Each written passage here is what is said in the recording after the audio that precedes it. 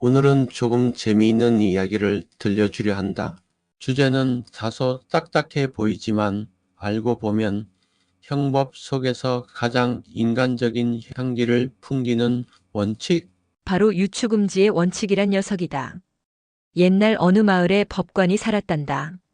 그는 정의감이 넘치고 머리도 좋았지. 하지만 그에게는 치명적인 단점이 있었어. 법보다 정의가 더 중요하다는 신념이 너무 강했던 거야. 그래서 법전에 없는 일이라도 이건 분명히 나쁘다 싶으면 마음껏 판결을 내렸지. 어느 날 마을의 젊은이가 전화를 걸어 상관에게 욕을 퍼부었다. 너는 살인자야, 다 내 탓이야. 법관은 고민했지. 법에는 상관 면전 모욕죄가 있지만 이건 대면했을 때만 성립하는 죄였다. 하지만 그는 말했다. 그래도 전화를 걸어 욕을 한 건 똑같은 모욕 아닌가? 그럼 처벌해야지. 그때 지나가던 노법학자가 조용히 말했다.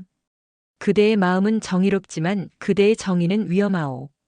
법은 말한 만큼만 벌을 주고 침묵한 만큼은 자유를 남겨둬야 하오. 그 한마디가 오늘 우리가 배우는 유추금지의 원칙의 씨앗이었다. 유추란 무엇일까? 법률에 규정이 없는 사건이 생겼을 때 비슷한 사건에 대한 규정을 끌어다가 적용하는 걸 말한다. 예를 들어 법에 도둑질을 하면 처벌한다는 규정이 있는데 이번엔 사람이 아닌 로봇이 물건을 훔쳤다면 법이 없으니 판사가 도둑이랑 비슷하니까 처벌하자고 하는 식이지. 하지만 형법에서는 이런 유추가 절대 금지된다. 왜냐하면 그건 판사가 입법자처럼 행동하는 순간이기 때문이다. 형벌은 단 한 글자라도 법률이 명시적으로 말한 경우에만 부과할 수 있다. 그래서 형법은 단호하게 선언한다. 법률이 없는 곳에 형벌도 없다. 법률이 침묵한 곳에서는 자유가 말한다. 이 원칙은 죄형법정주의의 핵심 중 하나다. 만약 판사 마음대로 유추를 허용한다면 어떤 일이 생길까?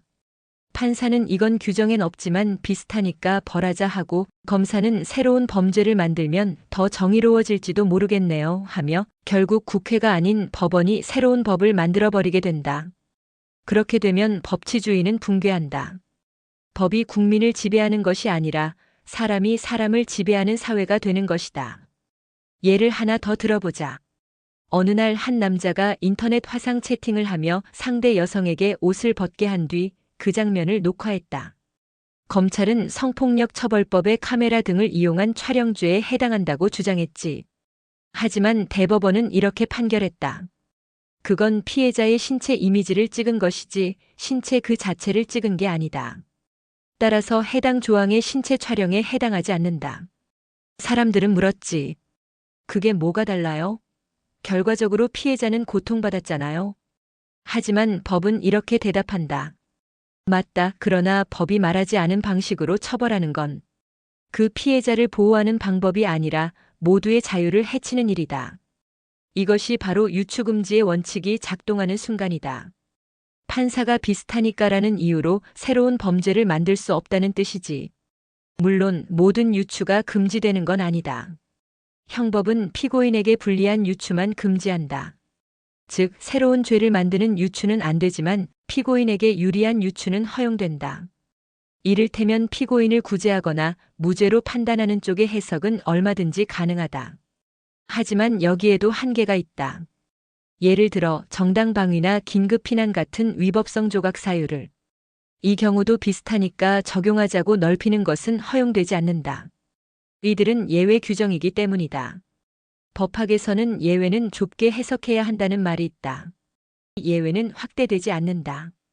그래서 초법 규정으로 새로운 조각 사유를 만들 수는 있지만 이미 있는 예외를 유추로 넓히는 건 안 된다.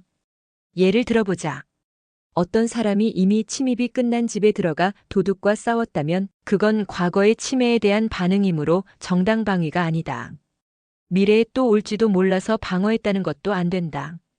법은 그렇게 예외를 함부로 늘려서는 안 된다고 말한다. 반면 유추가 허용되는 특별한 경우도 있다. 바로 과실범의 전제사실 착오다.